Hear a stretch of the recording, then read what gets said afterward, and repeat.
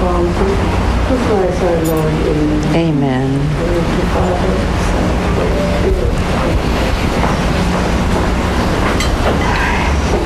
Oh, Manny. Jennifer. Hi. Maupo na kayo, kakain na tayo. Sige po. Salamat po. I don't feel like eating. Tingin niyo may masamang nangyari na kaya kay Jacob? Kasi wala naman ebidensya ng foul play dun sa kotse niya. Maybe he was abducted and taken somewhere. Baka naman pinahirapan na siya ni Simeon.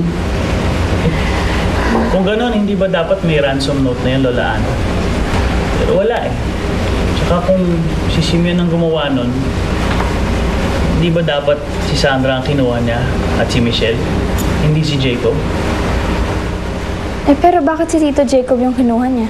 Hindi nga si Simeon ang gumawa sa kanya eh. Eh, baka naman si Simeon nga. Eh, di ba nga, mahal na mahal niya si Sandra. Baka gusto niyang pahirapan o patayin si Jacob. Shut up, Claire. Hindi ko gusto yung lumalabas sa bibig mo. Sorry po.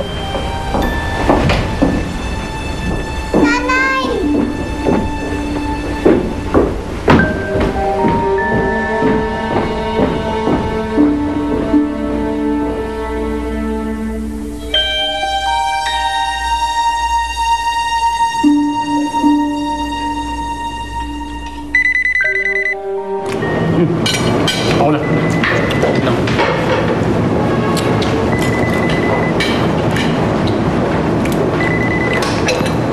Hello. Yes? Sandali lang. Oo, tapos...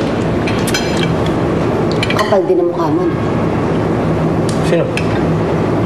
Ako ba kausap mo? Sino ba sa tingin mo kausap ko? Siyempre ikaw. Magmula ngayon, tuwing pagtapos natin kumain, ikaw ang maghuhugas ng plato. Hoy, hindi porket lalaki ka, hindi ka tutulong dito sa bahay.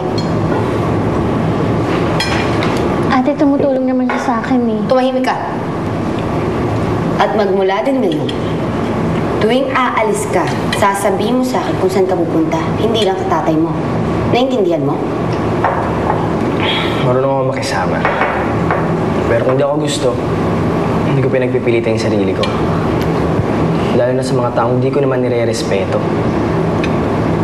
Ano sinasabi mo? Gusto mo isumbong ka na sa tatay Hindi mo, magsumbong ka. Tignan natin kung ano mangyayari pag ako nagsumbong sa mga pinaggagawa mo.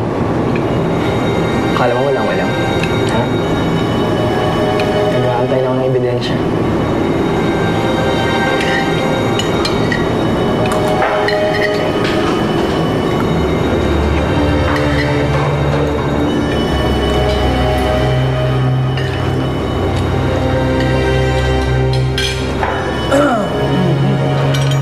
Muna na ako, Dada.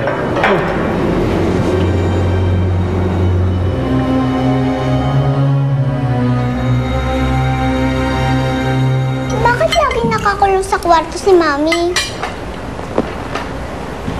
Michelle, dapat unawain mo mami mo. Mabigat ang pinagdadaanan niya ngayon. Parang nakakalimutan na niya na may anak siya. Hindi naman sa ganon. Wala na nga akong tatay, wala pa akong nanay. Ayoko na nga kumain, wala akong gana. Michelle! Michelle! Tay, mukhang hindi pa tayo pwedeng lumipat. Ako, talagang hindi pa. Ngayon tayo makakabayad ng utang na loob sa kanila. Kaya hindi natin sila pwedeng basta iwan. Lalong-lalo na si Tita Sandra mo.